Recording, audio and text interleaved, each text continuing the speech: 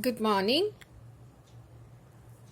Today's topic, practical application of heating effect of electric current.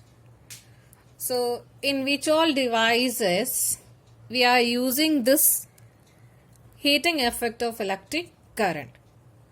So, when current passes through an electric water heater, it produces heat.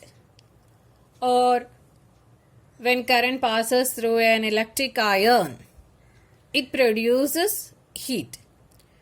So, when current passes through a conductor, it produces heat, but that is an undesirable one, as it converts the useful electrical energy into heat energy.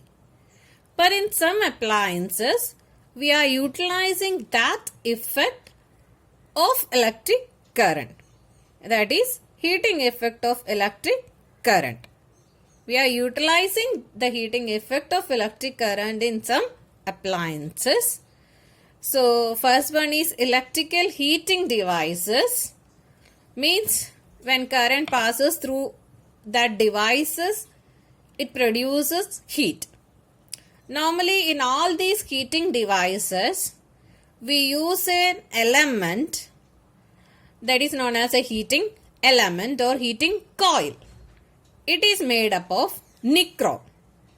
Okay, normally we use nichrome as a heating element or coil in most of the electrical heating devices. Nichrome is an alloy of nickel, chromium and iron. So, why we are using nichrome is that when current passes through it, it becomes red hot. Because of this reason, we are using nichrome as a heating element in all electrical heating devices.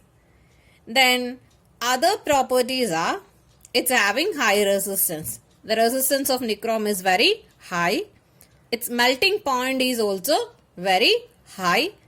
It does not oxidize at higher temperature. And it's having low thermal expansion. So because of these reasons, we are considering nichrome as a heating element in electrical heating devices. Next is an electric bulb. An electric bulb also, when current passes through it, the filament will become red hot and it will emit light. When current passes through an electric bulb, the filament will become red hot and it will emit light. Tungsten wire is used as a filament in electric bulb. Why tungsten is used as an filament in electric bulb? The first reason is that when current passes through this tungsten wire, it will become red hot and it will emit light. Then other properties are, it's having high resistance. The melting point is about 3380 degrees Celsius. It does not oxidize at higher temperature and it's having low thermal expansion. So because of these reasons, we are using tungsten wire as a filament in electric bulb. Normally the electric bulb is filled with chemically inactive nitrogen or argon gas at low pressure to increase the life of the filament.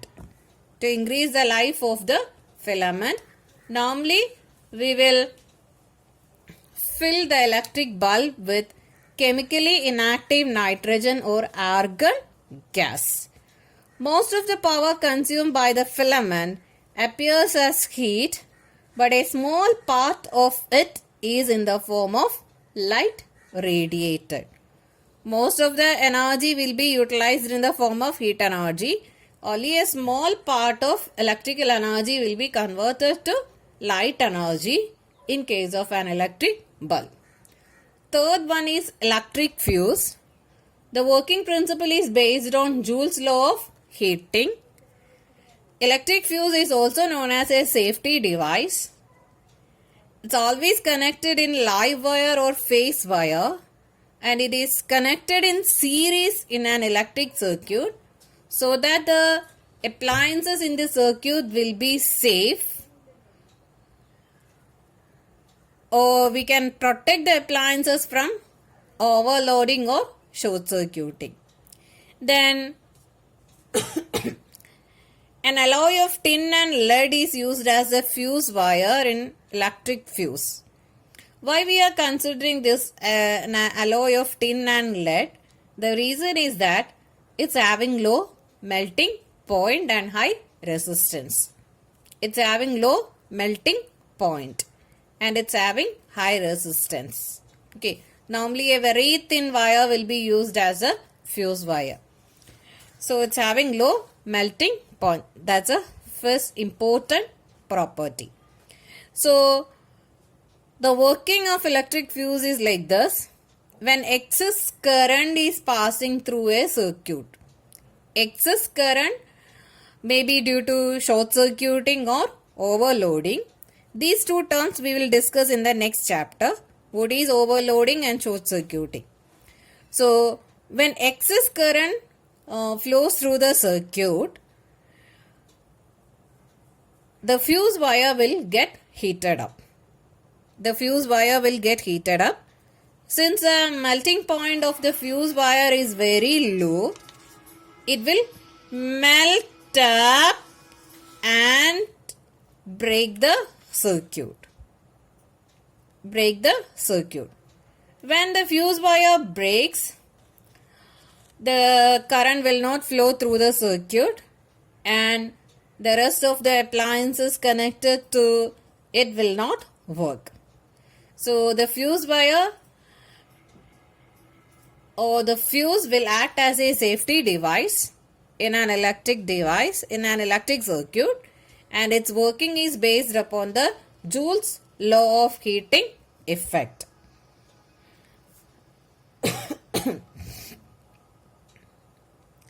Normally the fuse is usually encased in a cartridge of porcelain or similar material with two metal ends.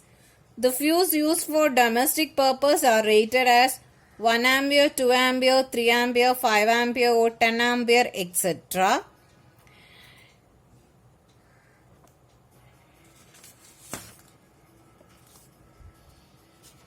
Next topic is electric power. As you know, what is power? That is rate of doing work. That is the power. Here, the rate of consumption of energy. How much energy is consumed